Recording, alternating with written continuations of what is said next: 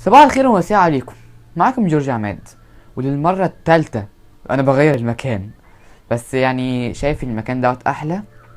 عارف ان المايك شكله متخلف بس كده برضه الصوت احلى. النهاردة تاني حلقة من سلسلة الجديد، ودي سلسلة بنتكلم فيها عن اخبار يمكن اول مرة تسمع عنها. والنهاردة معانا اخبار زي ان ابل عملت اعلانات عشان تغيظ باقي الشركات، والماسنجر بقى بيعلق بجد. خلينا نشوف.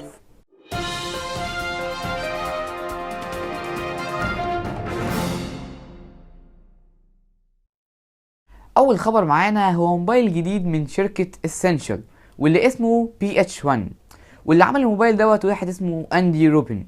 احنا اتكلمنا وعملنا مراجعة كاملة على الموبايل دوت، هتلاقوها في البتاع اللي فوق هنا او هنا، هتلاقوها هنا يعني. فلو عايز تعرف اكتر عن الموبايل دوت شوف الفيديو دوت.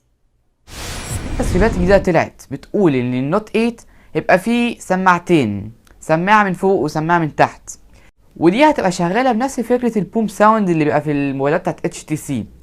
هتبقى حاجة حلوة جدا بالاضافة للتسريبات اللي قلناها المرة اللي فاتت. الموبايل تقريبا هيغطي كل حاجة كانت ناقصة في الاس 8. في احتمال كبير ان احنا ما نشوفش الايفون 8. احنا مش هنشوف ايفون 1 ولا 2، احنا هنشوف 3. في تسريبات بتقول ان ابل هتعمل الايفون 7s وال7s بلس وايفون تاني لسه معرفناش اسمه، لكن ده هتبقى نسخة خاصة كده مش هيتباع منه كتير، وطبعا هيبقى غالي جدا وهيبقى الناس معينة.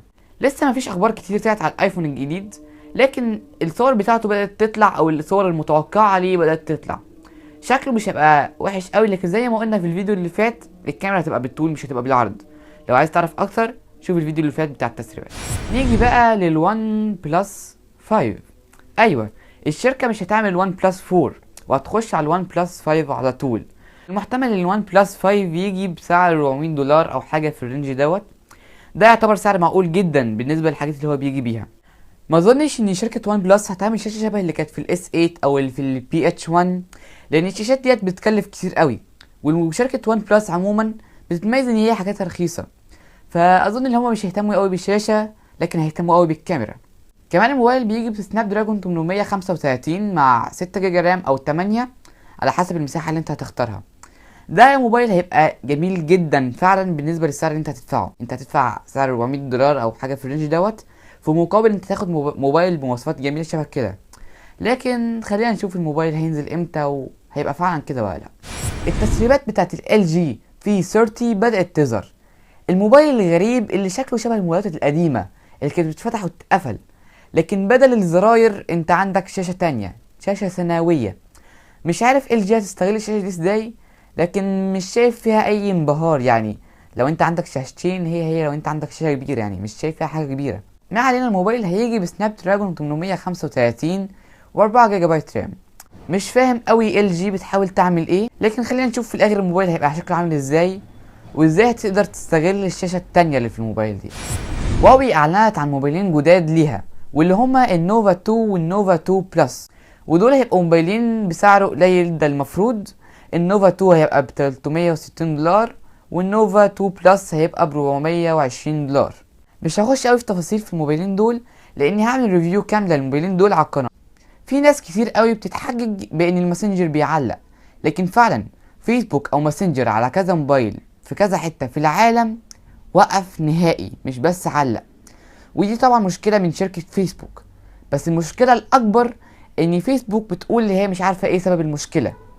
انتوا عارفين يعني ايه الشركه نفسها تكون مش عارفه ايه سبب المشكله في الاب اللي هم عاملينه؟ فعلا دي مشكله كبيره جدا. وكمان مع الفيروسات اللي بتنتشر في العالم دلوقتي شبه بتاع مايكروسوفت دوت، العالم ما بقاش امان خالص. جوجل بتشتغل على نظام تشغيل جديد للموبايلات ولللابتوبات، وده هيبقى خاص بشركه جوجل. لو جوجل عملت كده هتعرف تستغله كويس قوي في اللي هي تخليه يبقى ماشي مع الموبايل، فبالتالي الموبايل يبقى اسرع واخف. الحاجه اللي بتضحك بقى ان جوجل عايزه تسمي النظام دوت فيوتشا. مش المصريين بس اللي مش عارفين ينقوا اسماء يعني. ابل بدات تعمل اعلانات بتكسف بيها جبهات الشركات التانية بطريقه غير مباشره. بكل بساطه الاعلان بسيط جدا. الاعلان مكون من شاشه مقسومه لنصين، نص مكتوب عليه ايفون ونص مكتوب عليه يور فون. مثلا بيكون في واحد بيجري فلما يكون بيجري في الجزء بتاع يور فون تلاقيه بيجري بالراحه، لكن اول ما يروح للجزء بتاع ايفون تلاقيه بيجري بسرعه.